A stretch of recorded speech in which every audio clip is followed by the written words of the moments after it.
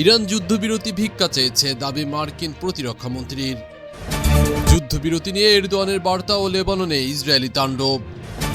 যুদ্ধবিরতির মধ্যে ইরানের তেল শোধনাগারে রহস্যময় হামলা।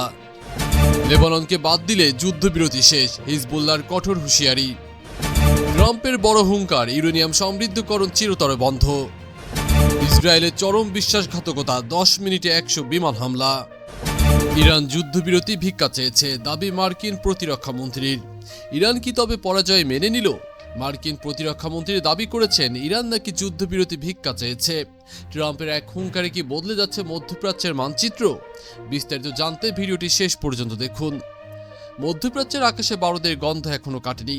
এরই মধ্যে বিশ্ব রাজনীতিতে তোলপাড় সৃষ্টি করেছে এক চাঞ্চল্যকর দাবি। মার্কিন প্রতিরক্ষামন্ত্রী পিট হেগসেট দাবি করেছেন ইরান যুদ্ধবিরতি ভিক্ষা চেয়েছে, আর মার্কিন প্রেসিডেন্ট ডোনাল্ড ট্রাম্প তাদের প্রতি ক্ষমা প্রদর্শন করেছেন। হেগসেট সাফ জানিয়েছেন যদি ইরান এই শর্তে রাজি না হতো তবে যুক্তরাষ্ট্রের টার্গেট ছিল ইরানের প্রাণকেন্দ্র, বিদ্যুৎ কেন্দ্র, ব্রিজ এবং তেল ক্ষেত্র, যা ধ্বংস করলে ইরানকে পুনর্গঠন করতে কয়েক দশক সময় লাগত। আল জাজিরার রিপোর্ট অনুযায়ী যুক্তরাষ্ট্র এই যুদ্ধে তাদের লক্ষ্য অর্জন করেছে বলে দাবি করছে। এদিকে ট্রাম্প সরাসরি ঘোষণা করেছেন ইরানকে আর কখনো ইউরেনিয়াম সমৃদ্ধ করতে দেওয়া হবে না। আগামী শুক্রবার ইসলামাবাদে গুরুত্বপূর্ণ আলোচনা। ট্রাম্পের দাবি ইরানে নাকি ইতিমধ্যে একটি ফলপ্রসূ সরকার পরিবর্তন ঘটেছে। এই পরিবর্তন কি তবে ইরানের জন্য নতুন কোনো ফাঁদ, নাকি শান্তির পথে বড় কোনো পদক্ষেপ? ইরান কি সত্যিই কোণঠাসা, নাকি এটি যুক্তরাষ্ট্রের কোনো মনস্তাত্ত্বিক যুদ্ধ? আপনার মতামত কমেন্টে জানান। যুদ্ধবিরতি নিয়ে এরদোয়ানের বার্তা ও লেবাননে ইসরায়েলি তাণ্ডব। একদিকে শান্তির আশা, অন্যদিকে মাত্র 10 মিনিটে 100 হামলা। এরদোয়ান যখন স্থিতিশীলতার কথা বলছেন তখন লেবাননকে কেন শ্মশানে পরিণত করছে ইসরায়েল? কি ঘটছে সেখানে? দীর্ঘ রক্তক্ষয়ী সংঘাতের পর পাকিস্তানের মধ্যস্থায় 2 সপ্তাহের যুদ্ধবিরতিতে পৌঁছেছে যুক্তরাষ্ট্র ও ইরান। এই খবর আসার পরপরই তুরস্কের প্রেসিডেন্ট রিসেপ তাইয়েপ এরদোয়ান আশা প্রকাশ করেছেন এই অঞ্চলের পরিস্থিতি এবার স্বাভাবিক হয়ে আসবে। তুরস্কের পররাষ্ট্রমন্ত্রী হাকান ফিদানও ইরানের সাথে দীর্ঘস্থায়ী শান্তি নিয়ে কথা বলছেন। কিন্তু শান্তির এই বাণীর মাঝে লেবানন যেন নরকে পরিণত হয়েছে। ইসরায়েলি সেনাবাহিনী মাত্র 10 মিনিটে হিজবুল্লাহর 100টিরও বেশি স্থাপনায় হামলা চালিয়েছে। বৈরুত থেকে বেকা উপত্যকা, সব জায়গায় এখন শুধু ধোঁয়া আর হাহাকার।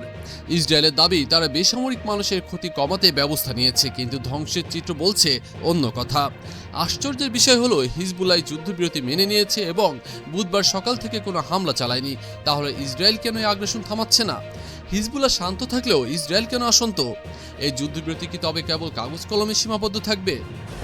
যুদ্ধবিরতির মধ্যেই ইরানের তেল শোধনাগারে রহস্যময় হামলা। চুক্তি স্বাক্ষরিত হলো, অথচ হামলা থামল না। ইরানের লাভান দ্বীপে তেল শোধনাগারে ভয়াবহ আগুন। এই হামলার পেছনে আসলে কে? ইসরায়েল কি দায় এড়াতে পারবে? ইরান ও যুক্তরাষ্ট্রের যুদ্ধবিরতির রেশ কাটতে না কাটতেই বড় ধাক্কা। বুধবার সকাল 10টা ইরানের লাভান দ্বীপের তেল শোধনাগার হঠাৎ কেঁপে ওঠে প্রচণ্ড বিস্ফোরণে। মুহূর্তেই দাও দাও করে জ্বলতে শুরু করে আগুন।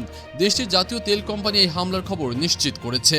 নিরাপত্তা বাহিনী এবং ফায়ার সার্ভিস যখন আগুন নেভাতে ব্যস্ত তখন প্রশ্ন উঠেছে হামলাকারী কে? সাধারণত এই অঞ্চলে ইরানকে টার্গেট করে কেবল যুক্তরাষ্ট্র বা ইসরায়েল, কিন্তু ইসরায়েলি সামরিক মুখপাত্র সরাসরি জানিয়ে দিয়েছেন না, আমরা এতে জড়িত নয়। তাহলে কি কোনো তৃতীয় পক্ষে এই যুদ্ধবিরতি নস্যাৎ করতে চায়, নাকি এটি ইরানের অভ্যন্তরে কোনো বড় ষড়যন্ত্রের অংশ? রহস্য ঘনীভূত হচ্ছে। যুদ্ধে বিরতি থাকলেও ষড়যন্ত্রে বিরতি নেই। লেবাননকে বাদ দিলে যুদ্ধবিরতি শেষ, হিজবুল্লাহর কঠোর হুঁশিয়ারি। ইরানের শান্তি কিন্তু লেবাননে যুদ্ধ, এই বৈষম্য কি মেনে নেবে হিজবুল্লাহ? ইরান সমর্থিত গোষ্ঠীটি সরাসরি হুমকি, যুদ্ধবিরতি ভেস্তে যেতে পারে যে কোনো মুহূর্তে।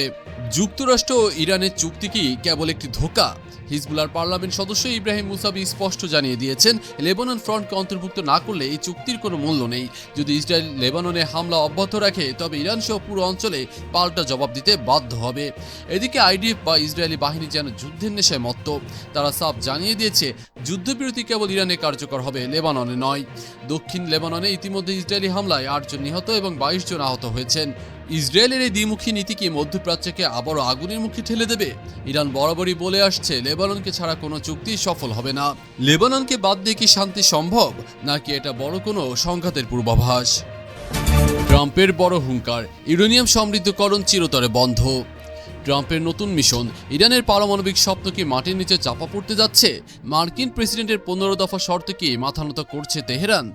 ডোনাল্ড ট্রাম্প ফিরে এসেছেন তার পুরনো রুদ্রমূর্তিতে। ট্রুথ সোশ্যালে এক পোস্টে তিনি সরাসরি ঘোষণা করেছেন, ইরানকে আর কোনো ইউরেনিয়াম সমৃদ্ধ করতে দেওয়া হবে না। এমনকি মাটির গভীরে থাকা পারমাণবিক বর্জ্য যুক্তরাষ্ট্র খুঁড়ে বের করে আনবে বলে তিনি জানিয়েছেন। ট্রাম্পের দাবি, যুক্তরাষ্ট্রে B-2 বোম্বার হামলার পর থেকে স্যাটেলাইটের মাধ্যমে ইরানের প্রতিটি পদক্ষেপ নজরে রাখা হচ্ছে। ট্রাম্পের দাবি, যুক্তরাষ্ট্রে B-2 বোম্বার হামলার পর থেকে স্যাটেলাইটের মাধ্যমে ইরানের প্রতিটি পদক্ষেপ নজরে রাখা হচ্ছে। তবে তিনি একটি প্রলোভনও দেখিয়েছেন, যদি চুক্তি পুরোপুরি বাস্তবায়িত হয় তবে ইরানের ওপর থেকে সব নিষেধাজ্ঞা ও শুল্ক তুলে নেওয়া হবে। ইসলামাবাদে শুক্রবারের বৈঠকে ঠিক করে দেবে ইরানের ভবিষ্যৎ। ট্রাম্প কি সফল হবেন ইরানকে নিরস্ত্রীকরণ করতে, নাকি ইরান নতুন কোনো চালে যুক্তরাষ্ট্রকে টেক্কা দেবে? ইসরায়েলের চরম বিশ্বাসঘাতকতা, 10 মিনিটে 100 বিমান হামলা। বিশ্ব যখন যুদ্ধবিরতির স্বস্তিতে, ইসরায়েল তখন রক্তের খেলায় মত্ত। বৈরুতে মাত্র 10 মিনিটে 100 হামলা। এটি কি যুদ্ধের নতুন কোনো কৌশল, নাকি আন্তর্জাতিক আইনের পরাজয়? সব প্রতিশ্রুতি যেন ধুলায় মিশিয়ে দিল ইসরায়েল। ইরানের সাথে যুদ্ধবিরতি কার্যকর হওয়ার মধ্যেই লেবাননের ওপর নারকীয় তাণ্ডব চালিয়েছে নেতানিয়াহু সরকার। বৈরুতের হাসপাতালগুলো এখন লাশের স্তূপে পরিণত হয়েছে। রেড ক্রসের 100টি অ্যাম্বুলেন্সও হিমশিম খাচ্ছে আহতদের উদ্ধার করতে। লেবাননের প্রেসিডেন্ট জোসেফ আউন একে বর্বর আগ্রাসন বলে আখ্যা দিয়েছেন। তিনি বলেছেন, ইসরায়েলের ডিকশনারিতে মানবিক মূল্যবোধ বলে কিচ্ছু নেই।